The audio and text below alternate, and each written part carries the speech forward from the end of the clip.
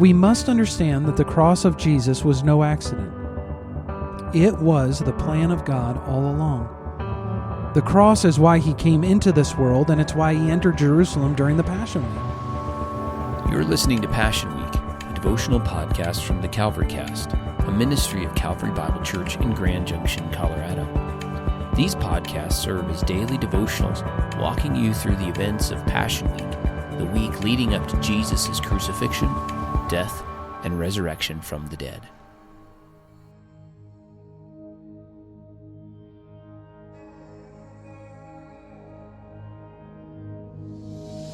Wednesday, April 1st, 33 AD. And every day he was teaching in the temple, but at night he went out and lodged on the mount called Olivet. And early in the morning all the people came to him in the temple to hear him.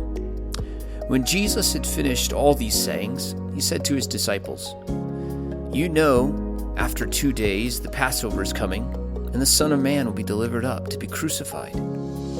Then the chief priests and the elders of the people gathered in the palace of the high priest, whose name was Caiaphas, and plotted together in order to arrest Jesus by stealth and kill him. But they said, "Not during the feast, lest there be an uproar among the people," for they feared the people. Then Satan entered into Judas called Iscariot, who was of the number of the 12.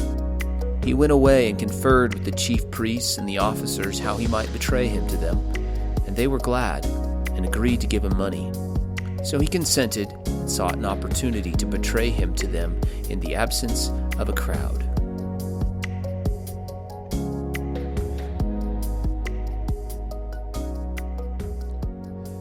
One thing that strikes me about Passion Week is something that we see here in Wednesday's reading. Jesus informed his disciples that after 2 days he would be delivered up to be crucified. In other words, Jesus was completely aware of everything that would happen to him.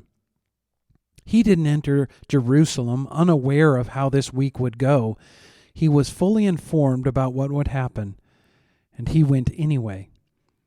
In Matthew's Gospel, Jesus told his disciples, "See, we are going up to Jerusalem, and the Son of Man will be delivered over to the chief priests and scribes, and they will condemn him to death and deliver him over to the Gentiles to be mocked and flogged and crucified, and he will be raised on the third day."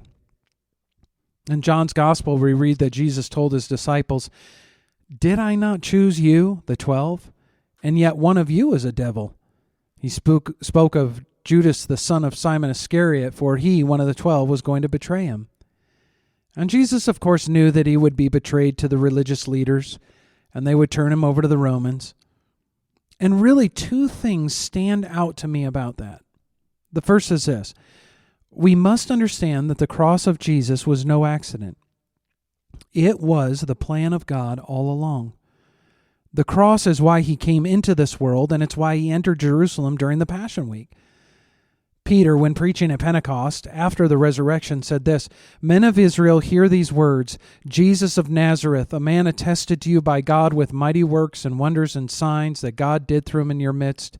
As you yourselves know, this Jesus, delivered up according to the definite plan and foreknowledge of God, you crucified and killed by the hands of lawless men." Now, Peter is acknowledging that what they did in betraying Jesus and crucifying him was sinful, and yet what he's also showing here is that God was in control of it all. As a matter of fact, this was all part of God's definite plan to save his people from their sins.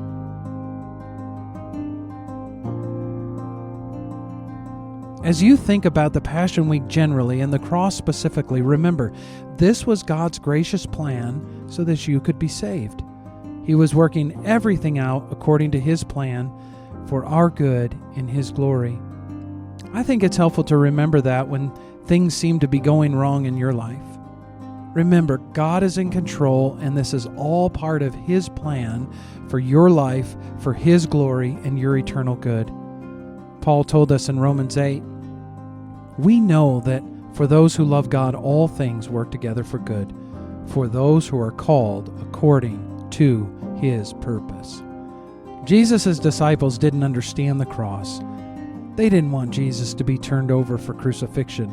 But God's ways are not our ways, and his ways are always eternally better for his people.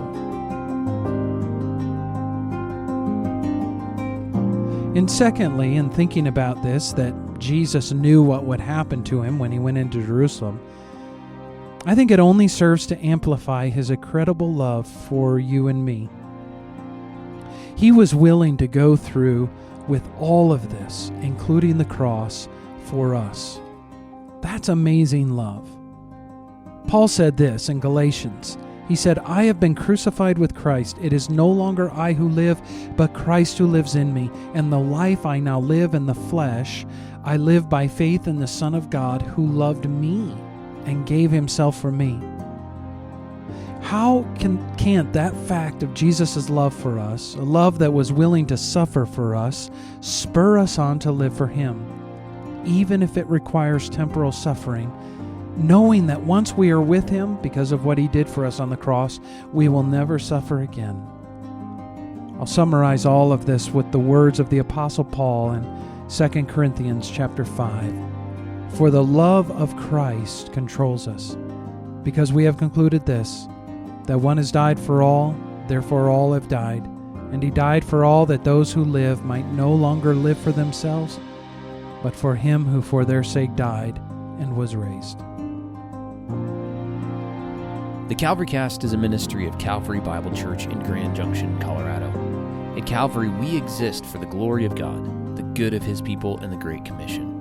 Visit calvarybiblechurchgj.org for more information about Calvary. The Calvary Cast is produced and edited by Graham Parker. Devotional by Jess Miller. You can subscribe to the Calvary Cast on Apple Podcasts, Spotify, Amazon Music, Google Podcasts, and SoundCloud. Thanks for listening.